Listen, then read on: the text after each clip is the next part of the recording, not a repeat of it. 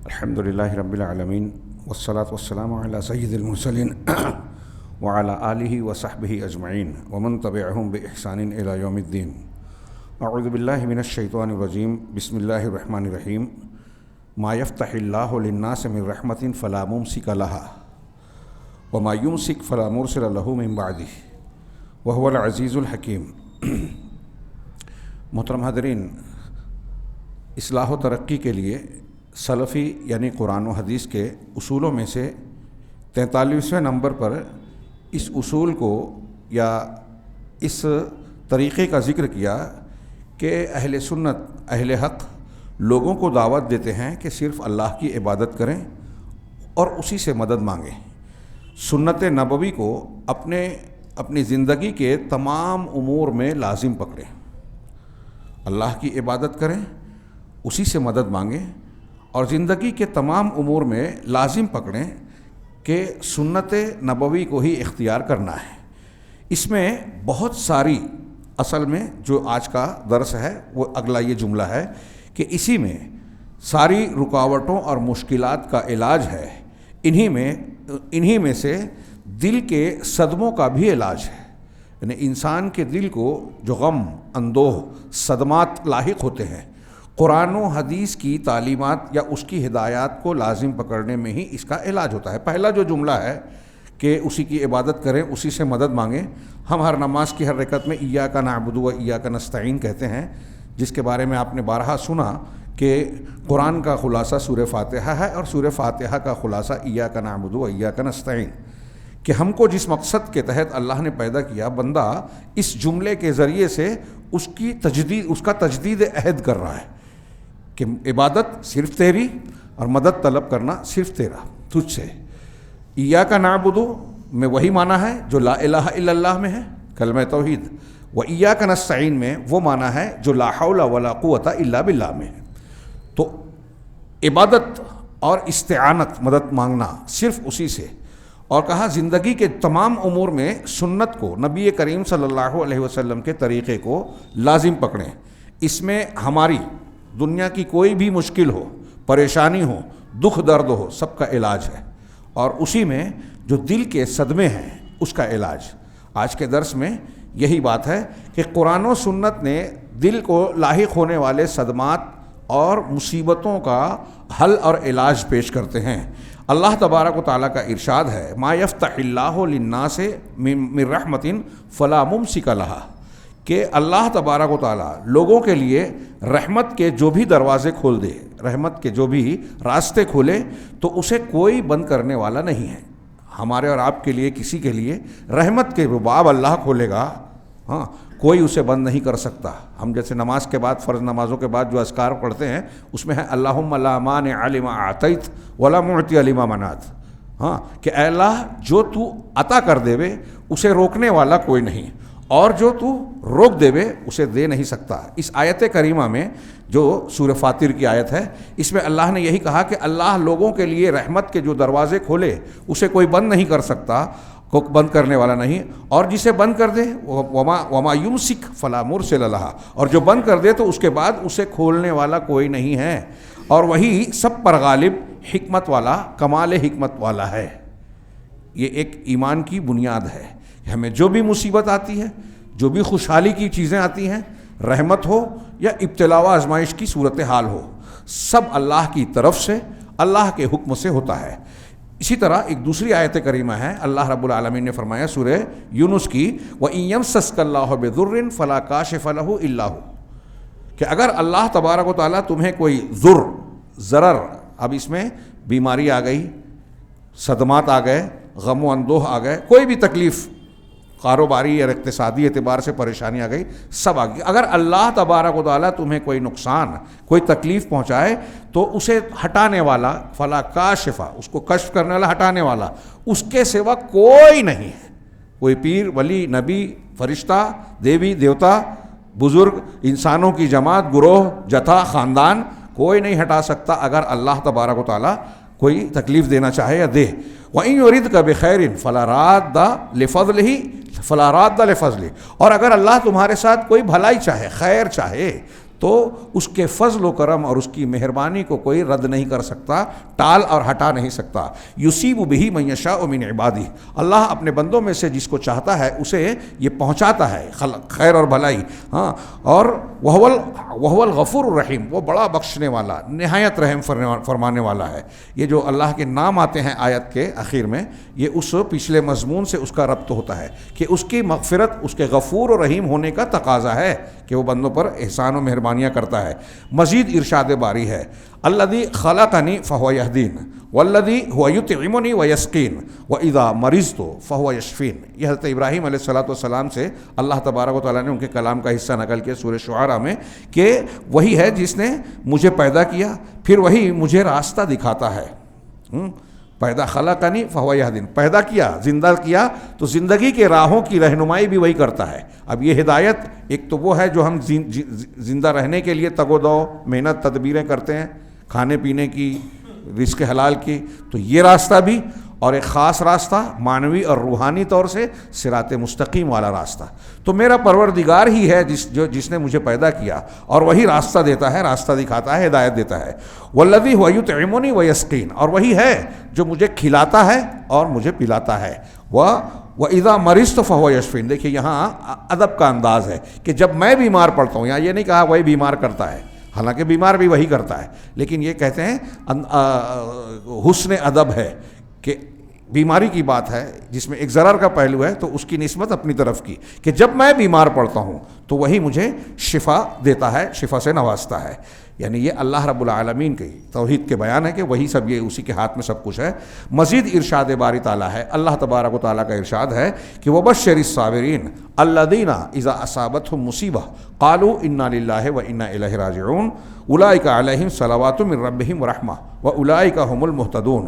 صبر کرنے والوں کو خوشخبری دے دیجیے، صبر کرنے والے جو ہیں ان کو خوشخبری۔ اس آیت کا پہلا ٹکڑا ہم سب کو یاد ہوگا کہ ہم تمہیں ضرور آزمائیں گے، وَلَنَبْلُوَنَّكُمْ بِشَيْءٍ مِّنَ الْخَوْفِ وَالْجُوعِ وَنَقْصٍ مِّنَ الْأَمْوَالِ وَالْأَنفُسِ وَالثَّمَرَاتِ، کہ کچھ خوف، کچھ بھوک، کچھ پھلوں میں، کھیتیوں میں کمی کر کے، جانوں میں کمی کر کے ہم تم کو ضرور ضرور آزمائیں گے۔ آگے آ رہا ہے مضمون کہ دنیا کا کوئی گھر، کوئی شخص ایسا نہیں ہے جو ابتلا اور آزمائش سے، مصیبتوں اور مشکلات سے دو چار نہ ہوتا ہو۔ تو اللہ نے کہا کہ ضرور آزمائیں گے مختلف چیزوں سے۔ اب ایسی آزمائش کے مرحلے میں دو شکل ہے، یا تو بندہ صبر کرے، اللہ کے قضاء و قدر پر سر جھکائے، سر تسلیم خم کرے، اس پر راضی ہو، یا پھر صبر نہ کرے، زبان سے، دل سے، عمل سے شکوہ شکایت، اعتراض، نوحہ و ماتم کا مظاہرہ کرے۔ یہ صبر کی خلاف ہے، صبر ایمان کا حصہ ہے، اور نوحہ و ماتم، اعتراض کرنا، اللہ سے شکایت کرنا، یہ کفر کا حصہ ہے۔ تو اللہ نے کہا اب اس مرحلے پر جب ہم آزمائش کے مقام پر ہوں تو ان لوگوں کے لیے بشارت ہے، خوشخبری ہے جو صبر کرنے والے ہیں۔ کون ہے صبر کرنے والے؟ اللہ نے آگے بتایا اسی آیت میں کہ یہ وہ لوگ ہیں کہ جب انہیں کوئی مصیبت پہنچتی ہے، کوئی صدمہ، مصیبت لاحق ہوتی ہے، تو وہ کہتے ہیں بے شک ہم اللہ کے ہیں اور بے شک ہم اسی کی طرف لوٹنے والے ہیں۔ انا للہ و انا الیہ راجعون، ہم اللہ کے ہیں، اللہ ہمارا مالک، ہم مملوک، حاکم، محکوم، ہم وہ ہمارا پروردگار، ہم اس کے پروردہ۔ چنانچہ اللہ نے فرمایا کہ جو کہتے ہیں کہ ہم اللہ کے ہیں اور بے شک ہم اسی کی طرف لوٹنے والے ہیں، یہ لوگ ہیں جن پر اللہ نے، جن پر ان کے رب کی طرف سے مہربانیاں، صلوات کا ترجمہ مہربانیاں کیا، رحمتیں، برکتیں، رحمت، مہربانیاں اور بڑی رحمت ہے، اور یہی لوگ ہدایت والے ہیں، ہدایت پانے والے۔ ہدایت والے ہیں تو آزمائش میں صبر کرنا لازم ہے۔ حضرت علی رضی اللہ تعالیٰ عنہ کا قول ہے کہ صبر سے، ایمان سے صبر کا تعلق ایسے ہی ہے جیسے جسم سے، دھڑ سے سر کا تعلق ہے۔ سر کو اگر دھڑ سے الگ کر دیا جائے تو جسم بے مطلب ہے۔ ایسے ہی اگر انسان کے ایمان میں صبر نہ ہو تو اس کا ایمان بے مطلب ہے۔ آپ غور کیجئے، صبر کئی طریقے کا ہوتا ہے۔ ایک نیکیوں پر صبر، نیکی کرنے کا دل نہیں ہو رہا ہے لیکن اللہ اور رسول کا حکم ہے ہم اس کو کریں گے، تو کرنے کے لیے صبر، نماز پڑھنا ہے، بستر چھوڑ کے آ جانا ہے، وضو کا دل نہیں ہو رہا ہے، وضو کرنا ہے۔ ایک برائی کا موقع مل رہا ہے، ایک آدمی چوری کر سکتا ہے، نہیں کرتا، بے ایمانی کر سکتا ہے، نہیں کرتا، زنا کا موقع مل رہا ہے، نہیں کر رہا ہے، تنہائی مل رہی ہے، ننگی چیزیں دیکھ سکتا ہے، نہیں دیکھتا، کیوں؟ اس لیے کہ اللہ ناراض ہوگا۔ تو اپنے آپ کو اس برے کام سے، دل چاہ رہا ہے دل کی رغبت ہے، خواہش نفس اس کی طرف اکسا رہی ہے، لیکن آدمی رکے گا تو اس کو صبر کرنا، برائی سے رکنے پر صبر کرنا۔ تیسرا صبر کی قسم ہے کہ اللہ کی قضا اور قدر تقدیر کے جو فیصلے ہوتے ہیں، گھر میں میت ہو گئی، کوئی حادثہ ہو گیا، اقتصادی مالی نقصان ہو گیا، کوئی صدمے کی خبر مل گئی، ہم کو جیسے مختلف روز کچھ نہ کچھ خبریں ملتی ہیں، مسلمانوں کے ساتھ ایسا ہو گیا ویسا ہو گیا، تو یہ سب خبریں آتی ہیں، اس پر اللہ تبارک و تعالیٰ کا فیصلہ سمجھ کر سر تسلیم خم کرنا کہ ہم شکوہ شکایت نہیں کرتے۔ آگے اس کے اور بھی پہلو آ رہے ہیں کہ کس بنیاد پر یہ صبر پیدا ہوتا ہے، اور آدمی کا یہ علاج ہوتا ہے، دکھ کا علاج۔ یہ جو ابھی آیتیں پڑھی میں نے اور جو پڑھ رہا ہوں صبر، یہ ایک دوسرے سے مضبوط ہے کہ سب صبر کی ہمارے زندگی میں صبر آئے، اس کے لیے سب سے مضبوط ذریعہ توحید ہے۔ سب کچھ اللہ کرتا ہے، ہاں ہم جس کو اچھا سمجھ رہے ہیں، جو ہمارے لیے صدمات کی شکل میں ہے، اس میں بھی خیر ہے، ہم سمجھتے نہیں ہیں۔ تو اب جب یہ شعور آئے گا تبھی صبر مضبوطی سے آئے گا۔ تو اللہ تبارک و تعالیٰ نے فرمایا کہ جو لوگ یہ کہتے ہیں یہ ہدایت والے ہیں۔ ایک روایت نقل کی، عربی کی عبارت چھوڑ کے وقت بچانے کے لیے، یہ درس کافی طویل ہے تو شارٹ کرنے کے لیے میں عربی چھوڑ رہا ہوں۔ حضرت ام سلمہ رضی اللہ تعالیٰ عنہ سے مروی ہے کہ میں نے نبی صلی اللہ علیہ وسلم سے فرماتے ہوئے سنا کہ جس شخص کو کوئی مصیبت پہنچے، کوئی مصیبت آپ کو ہم کو آئے، ہمارے ہاں یہ جو آگے انا للہ و انا الیہ راجعون صرف موت کے وقت لوگ سمجھتے ہیں، کوئی بھی تکلیف غم مصیبت آئے تو وہ کہتے ہیں، اللہ کے رسول نے فرمایا کہ جس شخص کو کوئی مصیبت پہنچے اور وہ انا للہ و انا الیہ راجعون کہہ کر یہ دعا کر لے کہ اے اللہ مجھے اس مصیبت پر اجر عطا فرما اور مجھے اس کا بہترین نعم البدل عطا فرما، اللہم اجرنی فی مصیبتی وَأَخْلِفْ لِي خَيْرًا مِّنْهَا اِنَّا لِلَّهِ وَإِنَّا إِلَيْهِ رَاجِعُونَ کے بعد یہ جو کہے تو کہتے ہیں تو اللہ تعالیٰ اسے اس کی مصیبت پر اجر فرمائے گا اور اسے اس کا نعم البدل عطا فرمائے گا۔ یہاں اتنی ہی روایت نقل کی، لیکن صحیح مسلم کی یہ روایت ہے، دوسری کتابوں میں بھی ہے، احمد مسند احمد وغیرہ میں۔ امام آگے کا جملہ یہ ہے کہ حضرت ام سلمہ رضی اللہ تعالیٰ عنہ اس کی راویہ ہیں، ہاں ان کی اور حضرت ابو سلمہ جو ان کے شوہر تھے بڑی محبت تھی۔ واقعہ آپ نے سنا ہوگا کہ جب ہجرت کر کے ابو سلمہ جا رہے تھے تو گھر والوں نے ان کو جانے نہیں دیا، پھر یہ روزانہ اس مقام پر جاتے تھے جہاں ان کے شوہر جدا ہوئے تھے، تو آخر میں بالآخر لوگوں نے، گھر والوں نے اجازت دی اور یہ اکیلے نکل پڑے تھی مدینہ کے لیے۔ بڑا لمبا واقعہ ہے، بڑا سبق آموز اور قربانیوں سے بھرپور حضرت ام سلمہ۔ تو یہ کہتی تھی کہ ابو سلمہ جو میرے شوہر تھے، میں نہیں سوچتی تھی کہ ان سے بہتر شوہر مجھے کوئی ملے گا، لیکن پھر بھی جب انتقال ہوا تو میں نے یہ دعا پڑھی انا للہ و انا الیہ، تو مجھ کو اللہ کے رسول صلی اللہ علیہ وسلم نے جس طرح حکم دیا تھا میں نے ویسا ہی کہا، یہ دعا پوری پڑھی تو کہا چنانچہ اللہ تبارک و تعالیٰ نے ابو سلمہ سے بہتر شوہر مجھے دے دیا ان کے بدلے میں، اور وہ تھے رسول اللہ صلی اللہ علیہ وسلم، ام المومنین بن گئی۔ یہ کلمہ یعنی انا للہ و انا الیہ راجعون، یہ کلمہ تمام بڑی مصیبتوں میں بڑا کاری علاج ہے، کارگر علاج ہے، اور دنیا و آخرت ہر جگہ کے لیے مفید ہے، کیونکہ اس کے اندر دو عظیم اصول پائے جاتے ہیں کہ اگر بندے کے اندر موجود ہوں تو اس کی مصیبت باعث اس کی مصیبت کے لیے یہ اصول باعث تسلی بنتے ہیں۔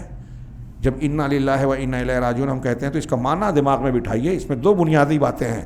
پہلا اصول، اسے یہ یقین ہو، جب بندہ یہ کہہ رہا ہے تو اسے یہ یقین ہو کہ وہ خود اور اس کے اہل و عیال، مال و دولت سب حقیقت میں اللہ کی ملکیت ہے، جو کچھ ہے ہم خود اور ہمارے پاس جو کچھ ہے سب اللہ کی ملکیت ہے، اس کے پاس عاریت کے طور پر ہے ہمارے پاس۔ اس یقین کے بعد اگر اسے کچھ چھن جاتا ہے، ہماری کوئی چیز چھن جاتی ہے، کسی کی موت ہو گئی، کوئی چیز ضائع ہو گئی، نقصان ہو گیا، چھن جاتا ہے، تو پھر اسے کوئی افسوس نہیں ہوگا کہ ان للہ ما آتا ان للہ ما اخذ ولہ ما آتا، جو دیا تھا، جو لے لیا اللہ کا تھا، اور جو دیا ہے وہ بھی اللہ کا ہے۔ وکل شیء عنده باجل مسمى، اور ہر چیز اللہ کے پاس ایک مقررہ وقت کے ساتھ ہے۔ یہ اللہ کے رسول نے اپنی بیٹی کو تسلی کے طور پر کلمات کہے تھے، تو کہا جس طرح کے عاریت کی چیز واپس دینے کے بعد کوئی افسوس نہیں ہوتا، ایسے ہی اگر ہم کو یہ یقین ہو کہ اللہ نے دیا تھا، لے لیا، تو ہم فطری طور سے ایک دکھ ضرور ہوتا ہے جدائی پہ، لیکن ویسا افسوس جیسا ایک کافر کو ہوگا، ہاں جزا اور فضا، نوحہ و ماتم، شکوہ شکایت اعتراض یہ نہیں ہوگا۔ دوسرا یہ کہ ان سب میں سے اسی لیے اپنی طرف سے اسی لیے اسے اپنی طرف سے منمانی کا حق نہیں ہوگا کہ میں جیسے چاہوں اللہ کی دی ہوئی ضمانت کو استعمال کروں۔ میرے بیٹے ہیں، بیوی ہے، پیسہ دولت ہے، گھر ہے اور دی ہوئی کوئی نعمت ہے، تو مجھے جو اللہ نے نعمت دی ہے یہ اللہ کی دی ہوئی ہے، تو مجھے یہ حق نہیں بنتا کہ میں اپنے طور سے اس کا استعمال کروں اللہ کے حکم کے خلاف۔ یہ دوسرا اسی ایک حصے کا پہلے اصول کا حصہ ہے، کیونکہ وہ مالک حقیقی نہیں ہیں، ہم اور آپ حقیقی مالک نہیں ہیں، بلکہ اللہ ہی کی مرضی کے مطابق ان میں تصرف کرنا چاہیے۔ دوسرا اصول جو اس انا للہ و انا الیہ راجعون سے ہوتا ہے، معلوم ہوتا ہے کہ بندے کو آخرکار اللہ ہی کے پاس جانا ہے، ہم اسی کی طرف لوٹنے والے ہیں اور اس دار فانی سے کچھ کر جانا ہے۔ آخرت میں جہاں کوئی مال و متاع اور اہل و عیال نہیں ہوں گے، وہاں صرف نیکیاں اور بدیاں ہوں گی۔ اس یقین کے ساتھ بندہ دنیا سے لاپرواہ اور آخرت کی فکر رکھے گا، اور یہی اس بیماری کا کارگر علاج ہے۔ جب ہمیں یہ یقین ہوگا کہ اصل زندگی آخرت کی ہے اور ہم کو بالآخر اس دنیا کو چھوڑنا ہے، تو انسان کتنا بھی کما لے، بنا لے، سنوار لے، جب کوئی چیز اس سے ضائع ہوگی تو اس کو یہی تسلی ہوگی کہ یہاں تو ایسے بھی یہ دنیا ختم ہونے والی ہے، ہمیں اصل جو بدلہ چاہیے، انعام چاہیے، دولت چاہیے، آخرت کی چاہیے۔ یہ چیز، یہ تصور یا یہ ترجیح دینا اس کو دنیا کے نقصانات پر صبر کرنے اور اس پر تسلی پانے کا سامان مہیا کرتا ہے۔ اس کا ایک علاج یہ بھی ہے، اب یہ دوسرا، کئی سب علاج بتا رہے ہیں قرآن و حدیث میں، ہمارے غم، ہماری پریشانیوں کا حل۔ تو ایک تو یہ ہوا، توحید بتایا، صبر بتایا۔ اس کا ایک علاج یہ بھی ہے کہ وہ یقین رکھے کہ جو تکلیف اور مصیبت اس کے حق میں مقدر ہے وہ ہو کر رہے گا، اور جو مقدر نہیں ہے وہ نہیں ہوگا۔ یہ بھی پہلے بات میں آ جاتی ہے۔ اللہ نے تقدیر ہر ایک کی لکھ دی ہے، آسمان و زمین کے بنانے سے 50,000 سال پہلے ساری چیزوں کی تقدیر لکھ دی ہے۔ ارشاد باری تعالیٰ ہے، ما اصاب من مصیبت فی الارض ولا فی انفسکم الا فی کتاب من قبل ان نبرأها ان ذلک علی اللہ یسیر لکی لا تأسوا علی ما فاتکم ولا تفرحوا بما آتاکم واللہ لا یحب کل مختال فخور۔ اس آیت کریمہ میں جہاں یہ بات بتائی گئی، اس کی حکمت بھی بتائی گئی کہ جو تم کو دکھ تکلیف پہنچتی ہے کیوں پہنچتی ہے۔ ترجمہ سنیے کہ کوئی بھی مصیبت نہ زمین پر پہنچتی ہے اور نہ تمہاری جانوں پر۔ دنیا میں سیلاب، زلزلہ، طوفان کوئی آ رہا ہے، ہاں، یا تمہارے اپنے نفس میں کوئی بیماری تکلیف آ رہی ہے، تو کوئی زمین میں اور نہ تمہاری جانوں پر، مگر وہ ایک کتاب میں ہے، لوح محفوظ نوشتہ تقدیر میں اللہ نے لکھ دیا ہے، ہاں، اس سے پہلے کہ ہم اسے پیدا کریں، پیدائش سے پہلے، ہماری پیدائش سے پہلے لکھا ہوا ہے۔ یقیناً یہ اللہ پر بہت آسان ہے، ہمیں مشکل لگتا ہے، کچھ لوگوں کی عقل میں نہیں آتا۔ شیعہ اور بعض معتزلہ اللہ تبارک و تعالیٰ کے علم ابدی و ازلی کو نہیں مانتے، اس لیے تقدیر کا انکار کرتے ہیں، ہاں، قدریہ انکار کرتے ہیں، لیکن اللہ تبارک و تعالیٰ ہر چیز کو جاننے والا ہے، ہاں، جو ہو چکا وہ بھی، جو ہو رہا ہے وہ بھی، جو ہونے والا ہے وہ بھی، اور جو نہیں ہوا ہوتا تو کیسے ہوتا وہ بھی اللہ جانتا ہے۔ یہ اللہ پر بہت آسان ہے، تاکہ تم نہ اس پر غم کرو جو تمہارے ہاتھ سے نکل جائے۔ کیوں یہ دنیا میں دکھ پریشانیاں آتی ہیں، کیوں ہمارے نقصانات ہوتے ہیں، اللہ نے اس کو کیوں مقدر کیا؟ یہ اس کی آزمائش کے مختلف پہلو اور حکمتوں کا مختلف اپنے اندر مفہوم لیے ہوئے ہے۔ تو اس میں سے ایک حکمت یہاں بتا رہا ہے، تاکہ تم اس پر غم نہ کرو جو تمہارے ہاتھ سے نکل جائے، اور نہ اس پر پھول جاؤ جو تمہیں عطا فرمائے۔ جو مل جائے اس پہ اترانا، اور جو چھوٹ جائے اس پر دکھ درد میں مبتلا ہو کے بیٹھ جانا، یہ دونوں صحیح نہیں ہیں۔ اللہ رب العالمین گویا یہ حکمت بتا رہا ہے، اور اللہ کسی تکبر کرنے والے، بہت فخر کرنے والے سے محبت نہیں رکھتا۔ ایک علاج یہ بھی ہے کہ اپنے اوپر آئی ہوئی مصیبت پر آدمی غور کرے۔ ہمارے دکھوں کا علاج قرآن و حدیث کی روشنی میں، سنت کے طریقے میں، کہ ہم پر جو مصیبت آتی ہے ہم غور کریں گے تو پائیں گے کہ رب نے، ہمارے رب نے اسے اس مصیبت جیسی یا اس سے بڑی بہت ساری دوسری مصیبتوں سے بچا لیا۔ ایک تکلیف ہم کو آتی ہے تو اگر ہم غور کریں، ارد گرد میں دیکھیں، تو ہمیں نظر آئے گا کہ ایسے کئی اور بندے ہیں جن کو ہم سے زیادہ دکھ پہنچا ہے، آگے وہ بھی آ رہا ہے۔ تو ہم اپنے آپ پر غور کریں کہ ممکن ہے کہ جو مصیبت ہم پر آئی ہے، اس مصیبت کے ذریعے سے اللہ نے اس سے بڑی مصیبت سے ہم کو بچا لیا۔ یہ بھی تسلی کا سامان ہے، ہمارا ایک علاج ہے۔ ایک علاج یہ بھی ہے کہ وہ اپنی مصیبت کی آگ کو اہل مصائب کے اسوے پر چل کر بجھا دے. یعنی مجھے مصیبت پر آئی ہے، آپ کو آئی ہے، تو ہم یہ دیکھیں کہ ہم سے پہلے جو بڑے بڑے لوگ گزرے ہیں، انبیاء، صالحین، ان پر تو ہم سے بڑی مصیبتیں آئیں، تو انہوں نے کیسا کردار اختیار کیا، کیسا نمونہ پیش کیا. سیدنا ابراہیم علیہ السلام، جناب محمد رسول اللہ صلی اللہ علیہ وسلم، ان کی زندگیاں بار بار ہمارے سامنے آتی ہیں، دہرائی جاتی ہیں. اللہ تعالیٰ نے نمونہ بنایا ہے ہمارے لیے.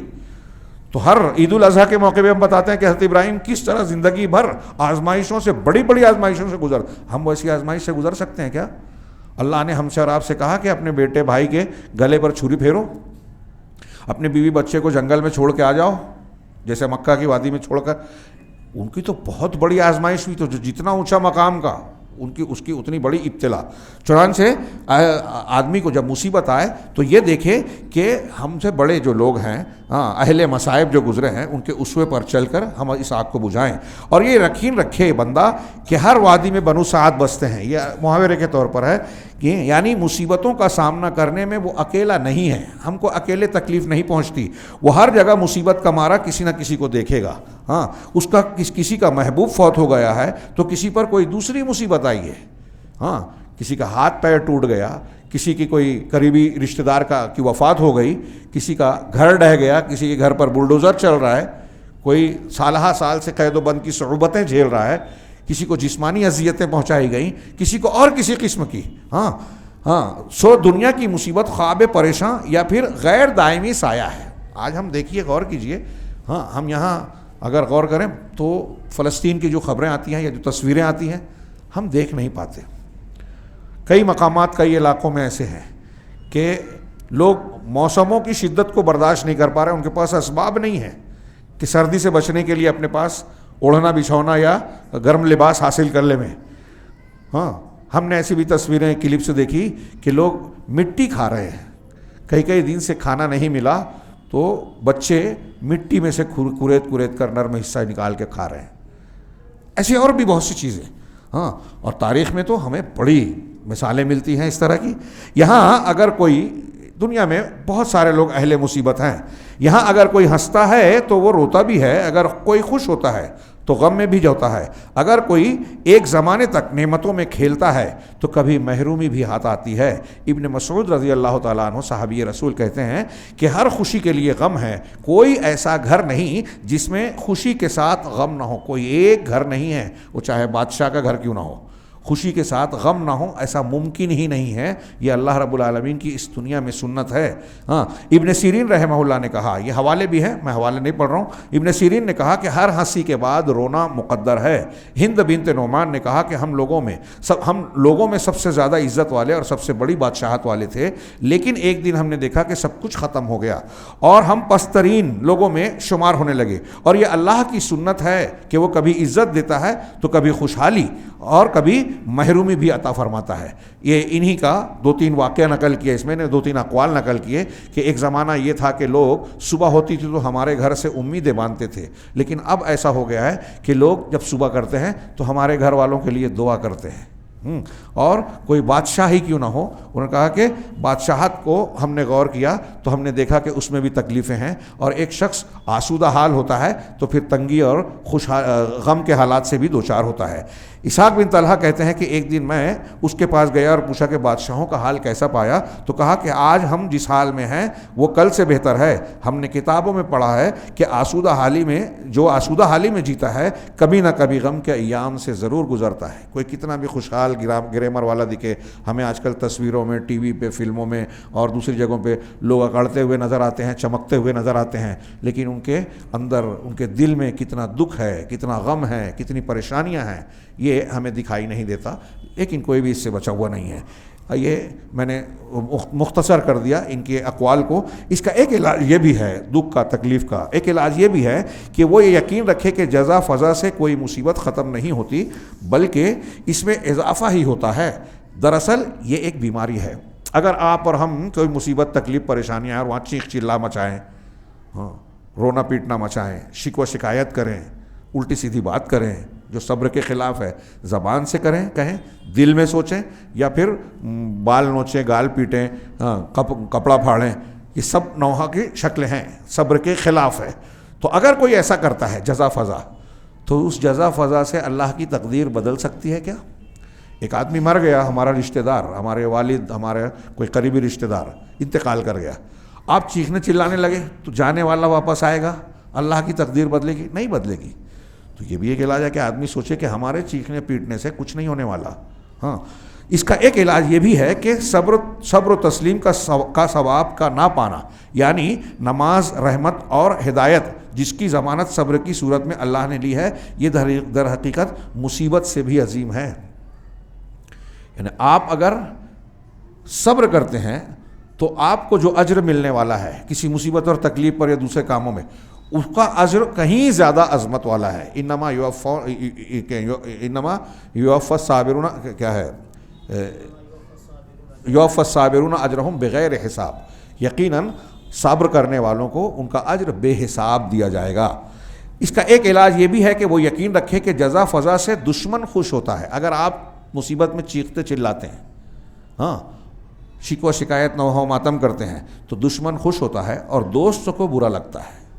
ہمارا سب سے بڑا دشمن شیطان، ہمارا ولی، مومنین کا ولی اللہ ہے.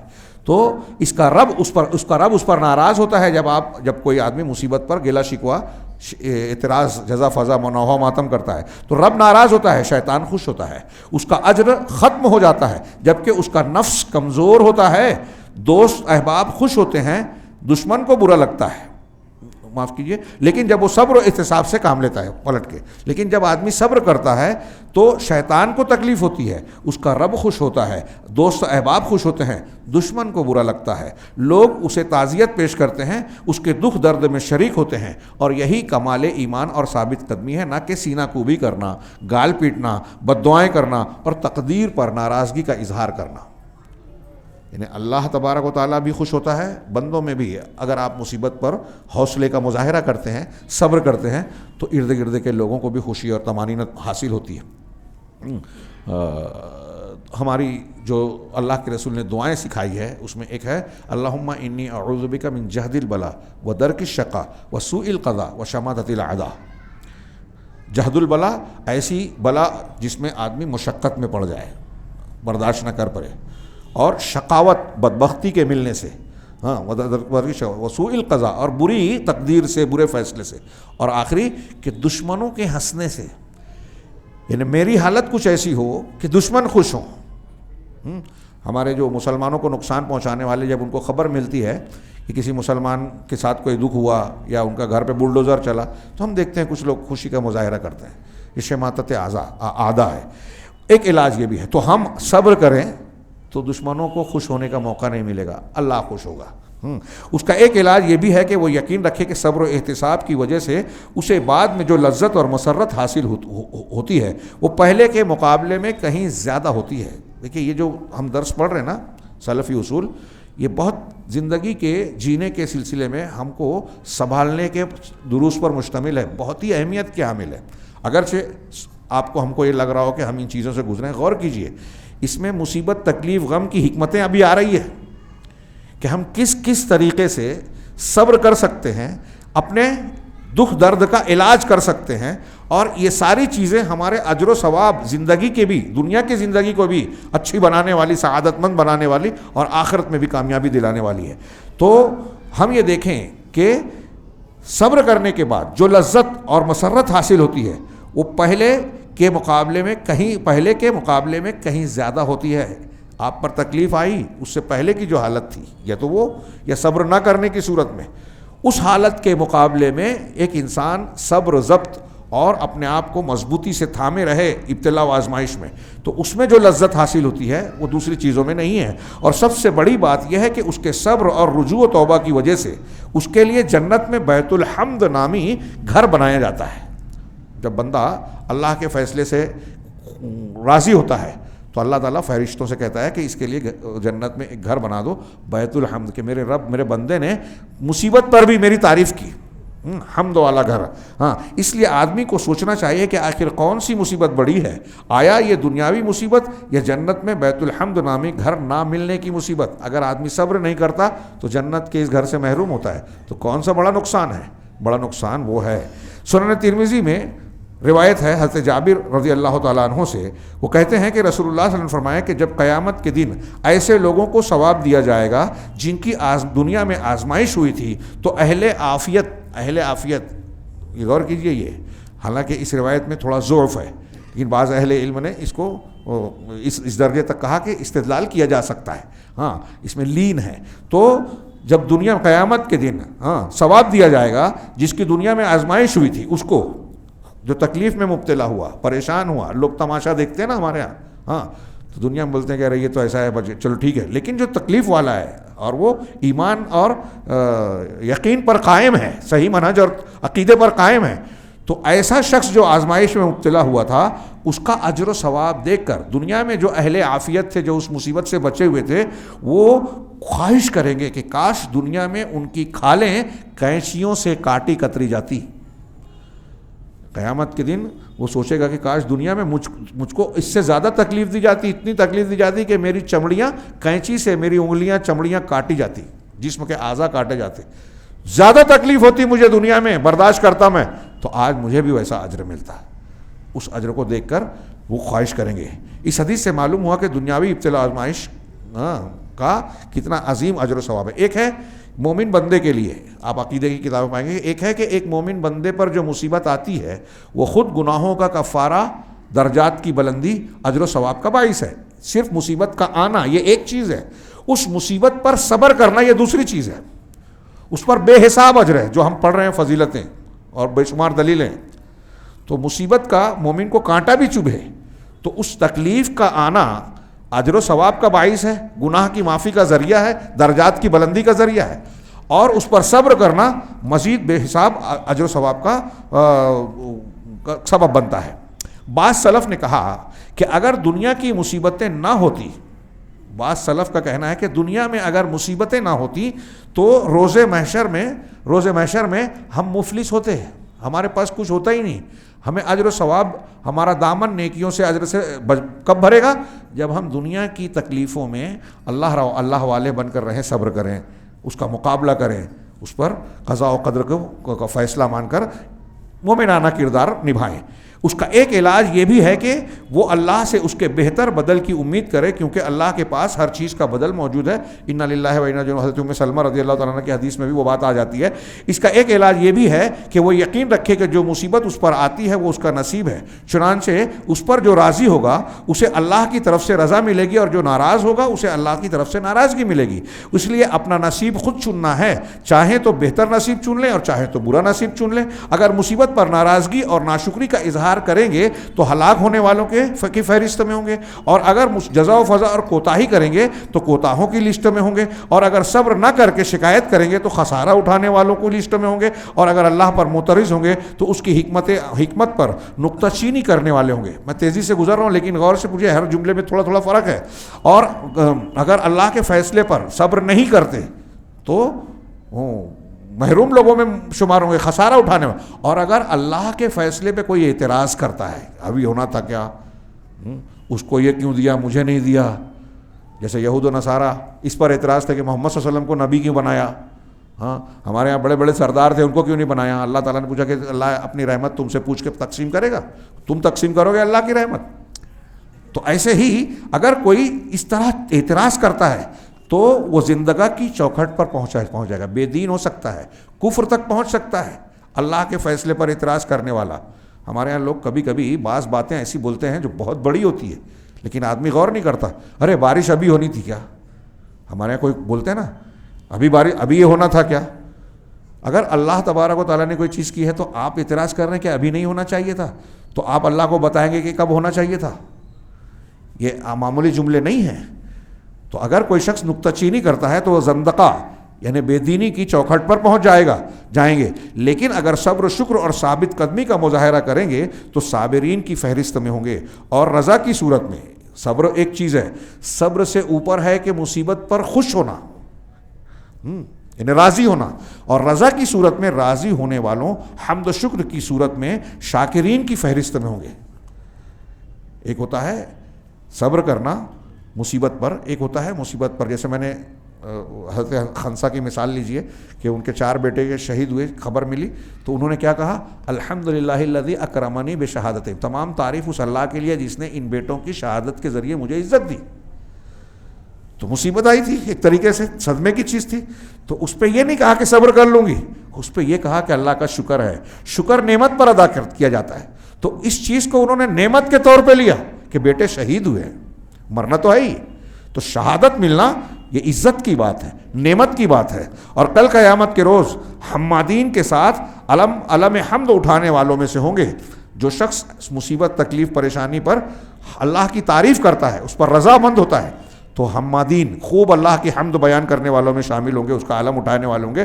اور اگر رب سے محبت اور اشتیاق رکھیں گے، رب سے محبت اور اشتیاق رکھیں گے تو محبین، مخلصین کی لسٹ میں ہوں گے۔ میں یہ جو ایک جملہ ہے یہ تھوڑا تشریح طلب تھا لیکن میں تیزی سے گزر گیا، میں چاہوں گا کہ آپ اس پر غور کریں کہ الگ الگ رویہ ہمارا ہوتا ہے، کوئی تکلیف، پریشانی، غم، دکھ آ گیا، ہمارے رویے الگ، جیسا ہمارا رویہ ہے ویسا اجر و ثواب اور درجہ ہے۔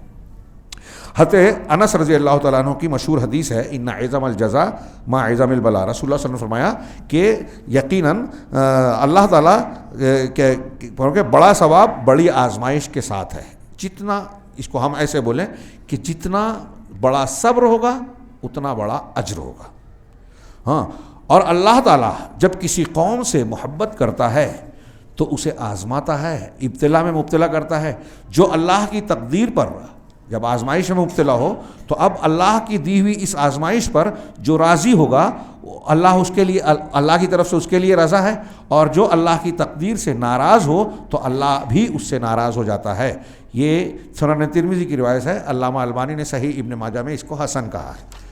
یعنی آپ کی جتنی بڑی آزمائش ہوگی، جتنا بڑا امتحان ہوگا، اس پہ صبر کرنا اتنا بڑا اجر و ثواب کا باعث ہے۔ میں نے ابھی مثال دی تھی، غور کیجیے، سیدنا ابراہیم علیہ السلام، جناب محمد رسول اللہ، سب سے اعلیٰ درجے کے، پھر اس کے بعد انبیاء کو دیکھیے، ان کی کتنی بڑی بڑی آزمائشیں ہوئی اور کیسے وہ ثابت قدم رہے، دکھ درد میں بھی مسکراتے رہے، اللہ کی تقدیر پر راضی رہے، خوش رہے۔ تو جتنی بڑی آزمائش اتنا بڑا اجر۔ اور ایک نقطہ یہ بتایا کہ اگر ایک آدمی تکلیف، مصیبت، پریشانی سے دو چار ہوتا رہتا ہے، بیماری میں مبتلا ہے، تو ہم میں سے فوراً لوگ کہہ دیتے ہیں کہ بھگت رہا ہے، کہ کبھی کبھی وہ اجر و ثواب، کبھی وہ نیک ہونے اور اللہ کا مقرب اور محبوب ہونے کی علامت ہوتی ہے۔ یہی اللہ کے رسول صلی اللہ علیہ وسلم نے فرمایا کہ جب اللہ کسی قوم سے محبت کرتا ہے تو انہیں ابتلا و آزمائش میں مبتلا کرتا ہے۔ اس لیے جن کو دنیا میں حکومت کسی کو مل جاتی ہے کہ بابری مسجد توڑ دی، حکومت مل گئی، مسلمانوں کو مار رہے ہیں، پھر بھی جو ہے ان کو جگہ جگہ قوت مل رہی ہے، دنیا میں بہت ہے نا، ہمارے یہاں کچھ لوگ اس طرح سوچتے ہیں، تو یہ سمجھ لیجئے کہ یہ اللہ تبارک و تعالیٰ ان کو دنیا میں ڈھیل دے رہا ہے، اور یہ خطرناک ہے۔ بعض سلف ہے نا کہ جب جنتی جنت میں جائیں گے، سورہ فاطر میں ہے، تو کہیں گے کہ الحمدللہ الذی اذھب عنا الحزن، کہ تمام تعریف اس اللہ کے لیے جس نے ہم سے حزن کو، غم کو دور کر دیا۔ تو بعض سلف کہتے ہیں کہ دنیا میں غم کا نہ آنا یہ ٹینشن کی بات ہے، یہ ایک غم کی بات ہے۔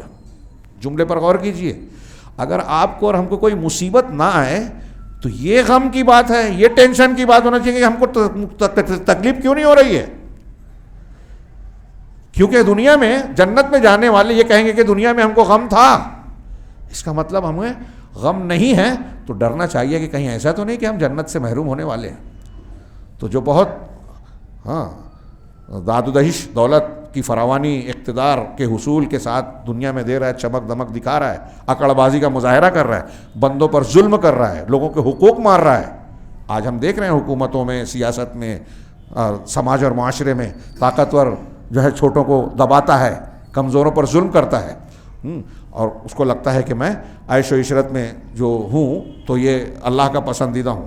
اکثر لوگ یہ سمجھتے ہیں کہ مجھ کو دولت ملی ہے، اقتدار ملا ہے تو یہ اللہ کا میں پسندیدہ ہوں۔ ایسا ضروری نہیں ہے، بلکہ کبھی کبھی الٹا ہو سکتا ہے کہ جس کو اللہ پسند کرتا ہے اس کو آزمائش میں ڈالے، اور جس کو ناپسند کرتا ہے اس کو صرف دنیا دے رہا ہے، اس کو دکھ تکلیف اس لیے نہیں دے رہا ہے کہ اس کو آخرت میں دینا ہے۔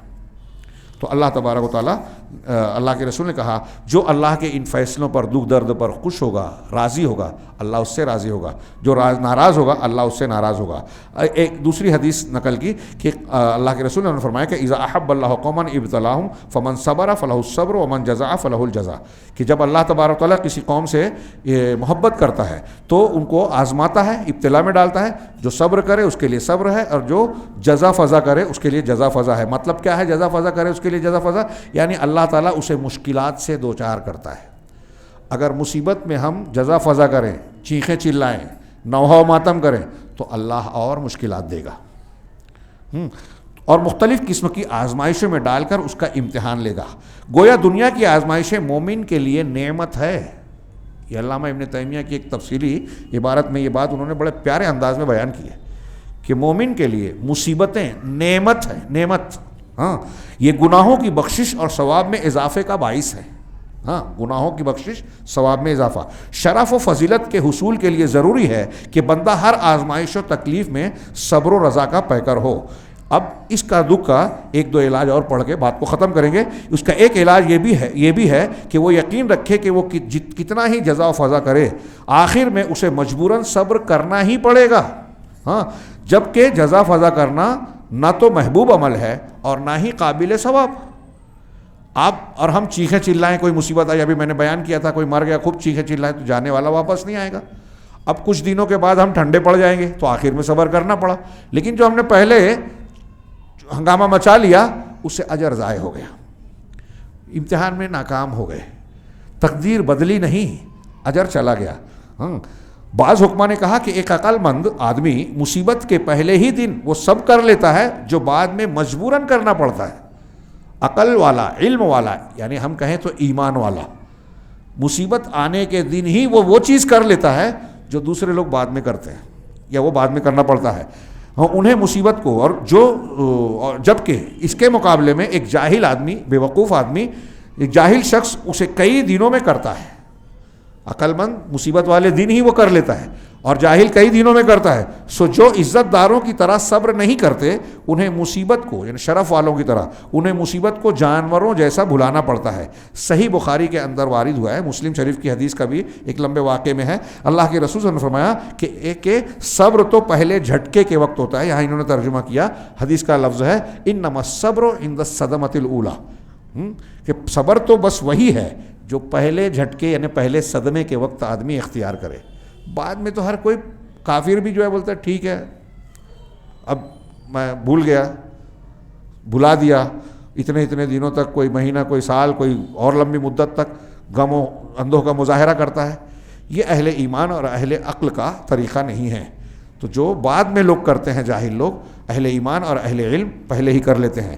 اس کا ایک علاج یہ بھی ہے کہ وہ یقین رکھے، بندہ یہ یقین رکھے کہ سب سے زیادہ کارگر دوا یہ ہے کہ وہ اپنے رب سے راضی ہو اور اس سے محبت کرے۔ مصیبت تکلیف میں سب سے اہم چیز کہ رب سے ہم راضی ہوں اور اللہ سے ہم محبت کرتے رہیں۔ چنانچہ جو صرف محبت کا دعویٰ کرے جبکہ وہ فی الواقع ناراض ہو تو اس کا محبوب بھی اس سے ناراض ہوتا ہے۔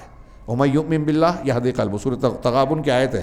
اہل علم نے اس کا مفہوم کیا کہ جو ایمان رکھے اللہ اسے ہدایت دیتا ہے، مطلب کوئی مصیبت تکلیف آتی ہے تو بندہ یہ یقین کرتا ہے کہ یہ اللہ کا فیصلہ ہے، تقدیر ہے، لہٰذا اس کے سامنے سر تسلیم خم کرتا ہے، راضی ہوتا ہے، تو اللہ اس کے دل کو اطمینان دیتا ہے۔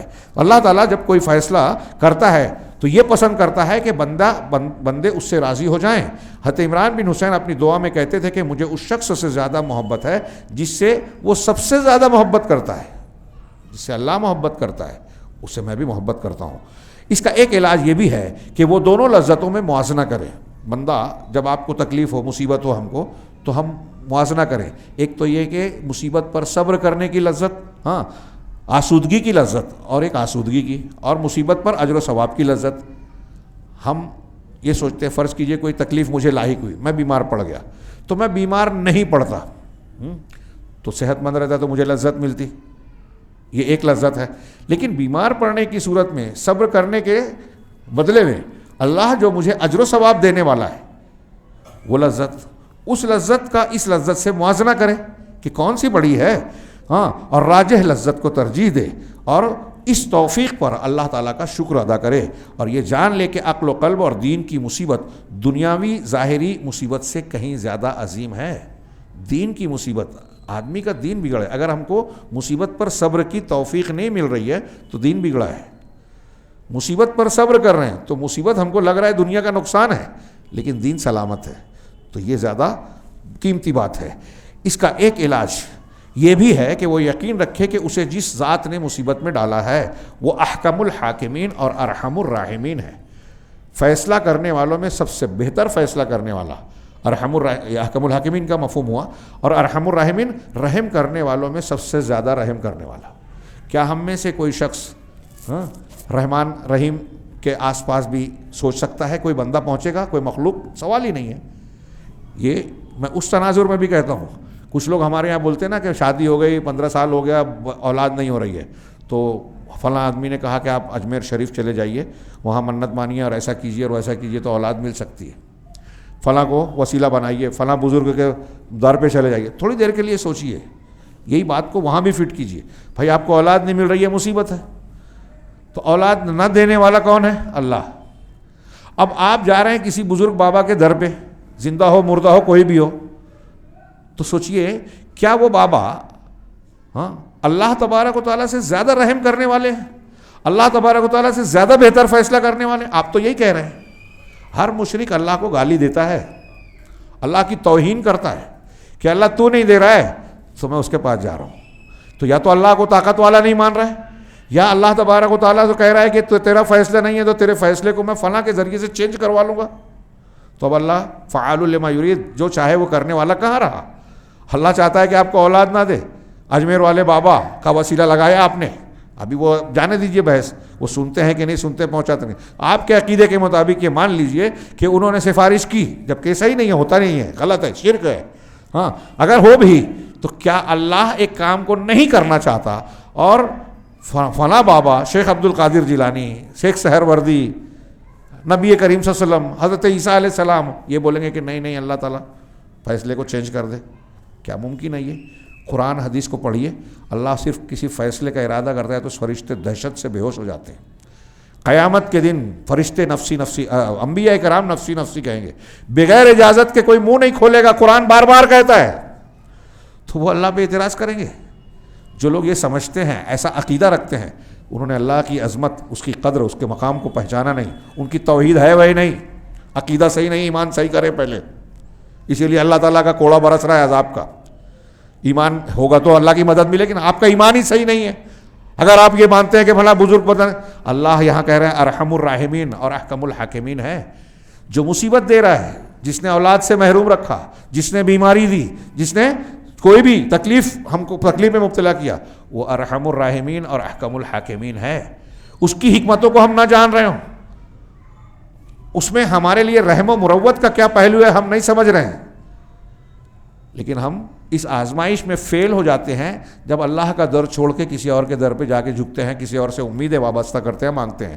تو خیر کہہ رہے ہیں کہ یہ عقیدہ رکھے کہ جو ذات جس ذات نے مصیبت میں ڈالا ہے وہ احکم الحاکمین اور ارحم الراحمین ہے۔ اس نے اسے مصیبت میں اس لیے نہیں ڈالا، ہم کو بندے کو مصیبت میں ڈالا تو اس لیے نہیں ڈالا کہ وہ اسے ہلاک کر دے اور اسے عذاب دے، بلکہ اس کے صبر و ایمان اور رضا کا امتحان لینا مقصد ہے۔ وہ دیکھنا چاہتا ہے کہ وہ مصیبت کے وقت توبہ کرتا ہے کہ نہیں، اس کے حضور گڑ جاتا ہے کہ نہیں، اس کی پناہ میں آتا ہے کہ نہیں۔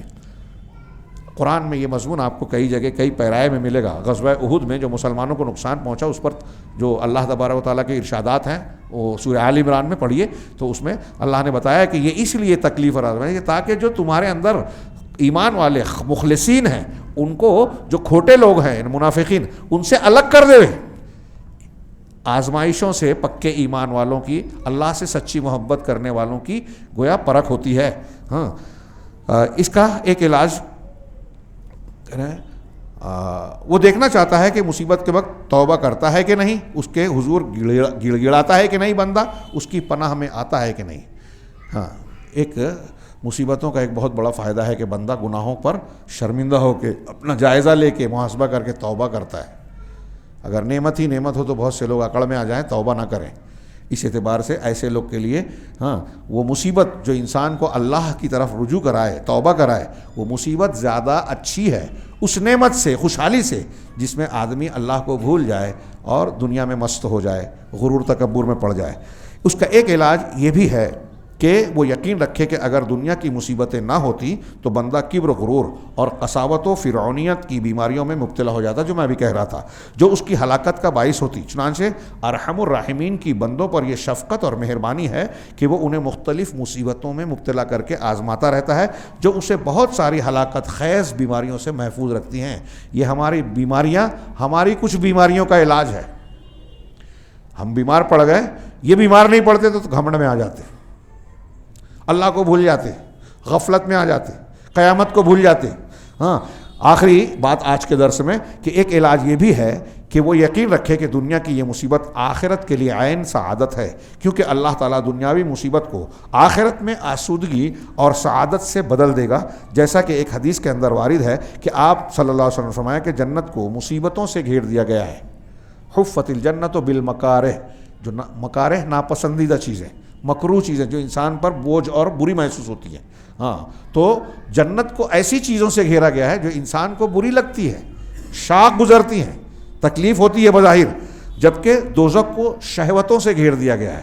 آپ کو جس کام میں مزہ آتا ہے، لذت ملتی ہے، ایسے کام جہنم کی طرف لے جاتے ہیں اس میں اگر پڑ گئے، اور جن کاموں میں ہم کو تھوڑی تکلیف محسوس ہوتی ہے، اللہ کے طرف سے جو مقدر ہے یا شریعت کے چیزوں پر عمل ہے، وہ جنت کے راستہ ہے۔ یہ صحیح مسلم کی حدیث ہے۔